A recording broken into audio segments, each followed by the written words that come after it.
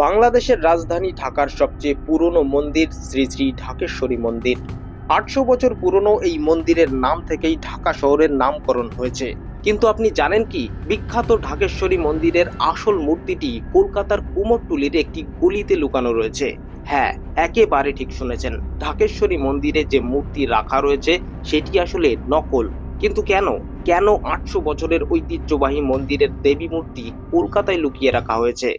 আজ থেকে ৮০০ বছর আগে সেন রাজবংশের রাজা বিজয় সেনের স্ত্রী স্নান করার জন্য লাঙ্গলবন্দ গিয়েছিলেন।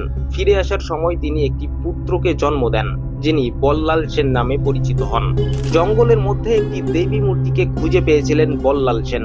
সিংহাসনে আরোহণ করার পর সেই মূর্তিকে এনে প্রতিষ্ঠা করেছিলেন তিনি। পুরাণ মতে দেবী সতীর ৫১ শক্তিপীঠের মধ্যে একটি অন্যতম পীঠ হলো এই ঢাকেশ্বরী মন্দির। মনে করা হয় এখানে দেবী সতীর মুকুটের অংশ পতিত হয়েছিল। মানসিংহ ১৫৯৪ থেকে ১৬০৬ সাল পর্যন্ত ৩ দফায় বাংলার সুবেদার থাকাকালে মন্দিরটির জরাজীর্ণ অবস্থা থেকে এটির সংস্কারের ব্যবস্থা করেছিলেন। এ সময় তিনি মন্দির প্রাঙ্গণে ৪টি শিবলিঙ্গ স্থাপন করেন ও তার পাশাপাশি ৪টি শিব মন্দিরও নির্মাণ করে দিয়েছিলেন। তবে মানসিংহই মন্দিরটির সংস্কার করেছিলেন এমন সুনির্দিষ্ট কোনো প্রমাণ পাওয়া যায় না। এফ.বি. ব্র্যাডলি বার্ট ১৯০৬ সালে তার romance of an eastern capital নামক গ্রন্থে লিখেছেন, বর্তমান মন্দিরটি ২০০ বছরের পুরনো এবং ইস্ট ইন্ডিয়া কোম্পানির এক হিন্দু এজেন্ট এটি নির্মাণ করেছিলেন।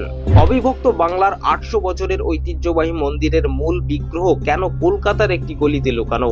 বর্তমানে ঢাকেশ্বরী মন্দিরে যে মূর্তি রয়েছে সেটি মূল মূর্তির প্রতিরূপ। ৮০০ বছরের প্রাচীন সেই বিগ্রহটি কলকাতার কুমোরটুলি অঞ্চলে দুর্গাচরণ স্ট্রিট, বর্তমানে শ্রী শ্রী ঢাকেশ্বরী মাতার মন্দিরে বিরাজ করছে। দেশভাগের সময় কয়েক লক্ষ মানুষ ভিটে মাটি হারা হয়। সেই সময় মূর্তিটিকে কলকাতায় নিয়ে আসা হয়। দেশভাগ পরবর্তী দাঙ্গার সময় সম্ভাব্য আক্রমণ এবং লুণ্ঠনের হাত থেকে দেবীকে রক্ষা করতে ঢাকার মূল বিগ্রহটিকে গোপনে এবং দ্রুততার সঙ্গে ১৯৪৮-এ কলকাতায় নিয়ে এসেছিলেন রাজেন্দ্র কিশোর তিওয়ারি এবং হরিহর চক্রবর্তী। শোভাবাজারের ধনবান ব্যবসায়ী দেবেন্দ্রনাথ চৌধুরী মহাশয়ের বাড়ির গুদাম ঘরে বিগ্রহকে লুকিয়ে রাখা হয়েছিল। বিশেষ একটি বিমানে ঢাকেশ্বরীর আসল বিগ্রহটি কলকাতায় নিয়ে আসা হয়েছিল। কলকাতায় বিগ্রহটি আনার পর প্রথম ২ বছর হরচন্দ্র মল্লিক স্ট্রিটে দেবেন্দ্রনাথ চৌধুরীর বাড়িতে দেবী পূজিতা হতেন। চৌধুরী মহাশয় মাত্র ৬ মাসের ভেতরে কুমোরটুলিতে জমি ও একটি বিশাল বাড়ি ক্রয় করে মন্দির নির্মাণ করে সেই আদি বিগ্রহ প্রতিষ্ঠা করেন। প্রতিষ্ঠা করে দেবীর নিত্য সেবার জন্য কিছু দেবোত্তর সম্পত্তি দান করেছিলেন। সেই সঙ্গে তিওয়ারি পরিবারকে এই বাড়ির সত্ত্ব ও বংশ পরম্পরায় মাকে পূজার ভার অর্পণ করেন। আর আজও এখানেই দেবী পূজিতা হয়ে চলেছেন। মূল দেবী বিগ্রহের উচ্চতা ১.৫ ফুটের মতো। দেবীর ১০ হাত, কাত্যায়নী মহিষাসুর মর্দিনী দুর্গা রূপেই তিনি অবস্থান করছেন।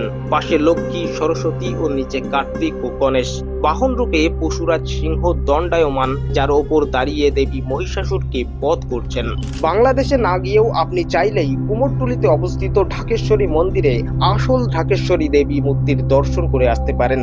কমেন্টে অবশ্যই জানাবেন যে এই ঐতিহাসিক ঘটনার কথা আপনি আগে জানতেন কিনা।